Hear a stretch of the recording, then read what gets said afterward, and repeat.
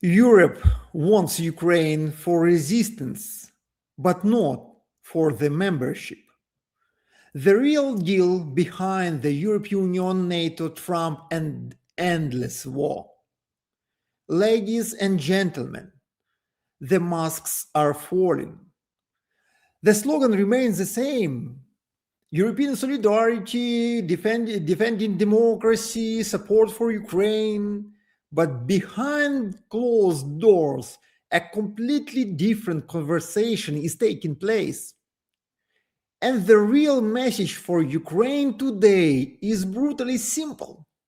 We want your army, we want your territory as a buffer zone, we want your military industry, but we are not ready to fully accept you into Europe. That is the reality.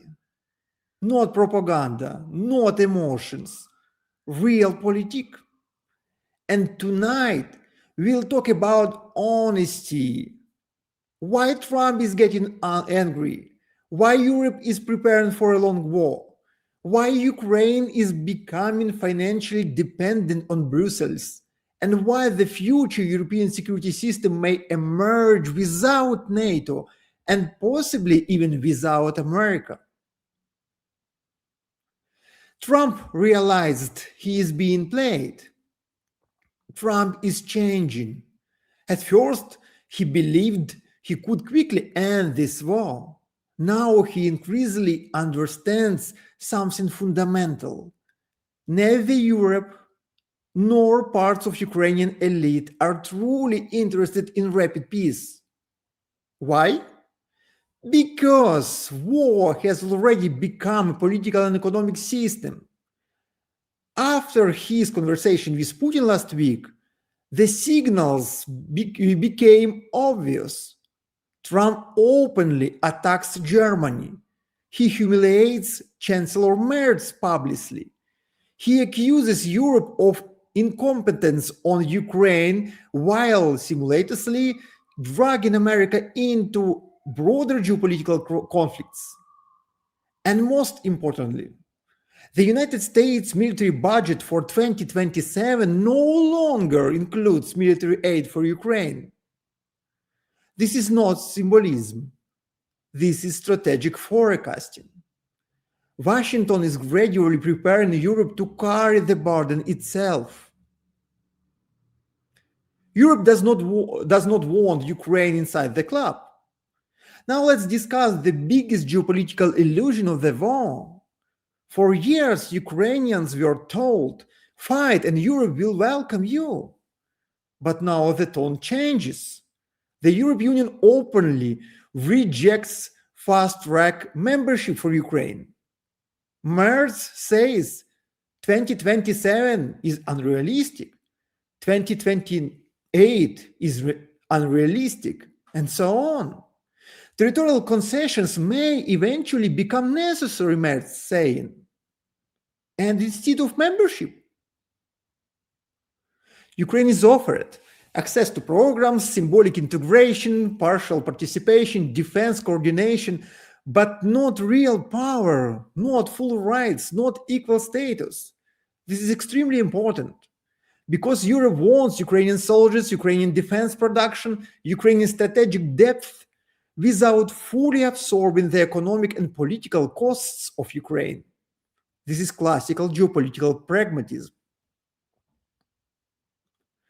The new European military architecture. And here we arrive at the core issue. NATO membership for Ukraine is effectively frozen.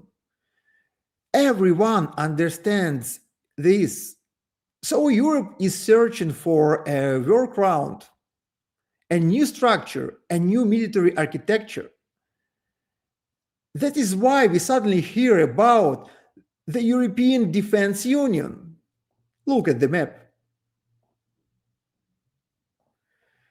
Integration with Britain, Norway, Ukraine, possibly even Turkey.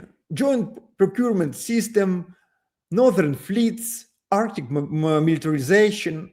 Europe is slowly preparing for a future where the United States may no longer be the primary guarantor of European security. This is historic. It happened many times. And Ukraine is being integrated primarily as a military security asset, but not a full-fledged member state. Not as normal future European Union player. The price of the 90 billion euros. Now let's talk about the money. Europe promises Ukraine 90 billion euros. Sounds impressive. But in geopolitics, money is never free. The conditions are revolutionary, not economic, political, institutional. Now the European Union demands from Ukraine restructuring of prosecution system, expansion of anti-corruption bodies, stronger powers of internationally supervised institutions, external influence over judicial appointments, reduced presidential control over law enforcement agencies. In practice, Brussels is saying, if we finance your survival, we also want influence over your internal system. This is not charity. This is leverage. And this may become one of the biggest internal political battles inside of Ukraine in the coming years, because the issue is no longer simply corruption fights. The issue is who controls the Ukrainian state during wartime. The so-called Mindichgate is no longer just a corruption story. It is turning into a struggle over control of the Ukrainian state itself. Leaked recordings and investigations allegedly linked with businessman Timur Mindich, a long time associated from Zelensky-era business network, to lobbying around defense procurement, missile and drone production, and influence over senior officials, including Rustem Umerov. And this is where the situation becomes explosive, because it breaks trust and reputation. Brussels is no longer simply financing Ukraine.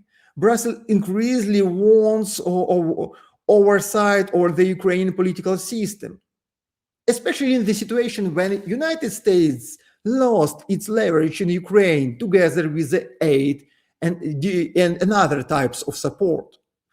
For Zelensky's team, this creates a strategic threat, because if anti-corruption institutions become fully independent under external political pressure, then corruption investigations stop being merely legal issues. They become instruments of political influence during wartime. That is why Mindichgate matters far beyond corruption itself.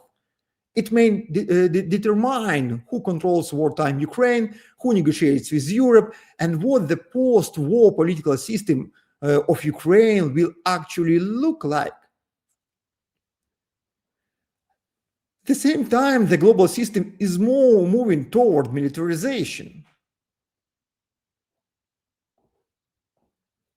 Meanwhile, the entire world is accelerating toward military race. Global military spending reached almost 3 trillion United States dollars, the highest level in modern history. Europe rearms, Britain prepares fleets for war readiness by 2029, Ukraine builds massive defensive lines, Russia expands military production. Even the Middle East crisis changes the equation completely. At the same time, the most dangerous signal of all. Look carefully. The head of the International Atomic Energy Agency says nuclear catastrophe risk is now the highest since the Cold War.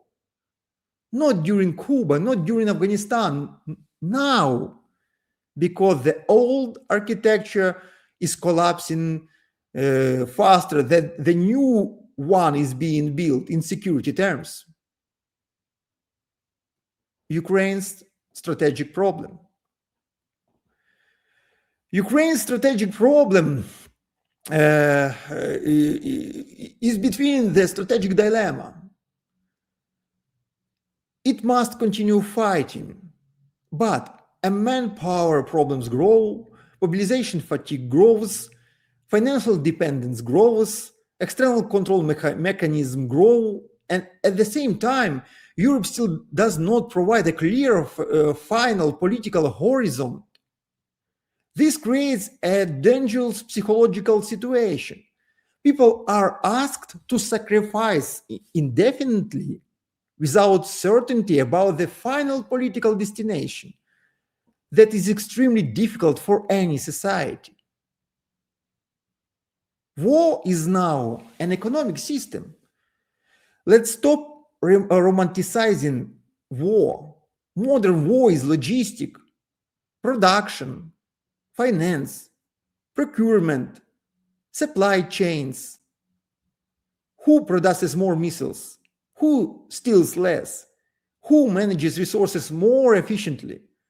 That is why Zelensky openly says the United States produces only around 60 till 65 PAC-3 anti-ballistic missiles monthly. That is almost nothing for modern industrial warfare. The Middle East consumed years of this production within days. This means the West itself is entering a resource limitation phase, and this changes everything.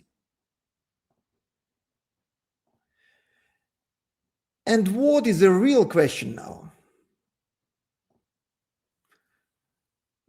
Not peace negotiations, not stabilization, but the slow transformation.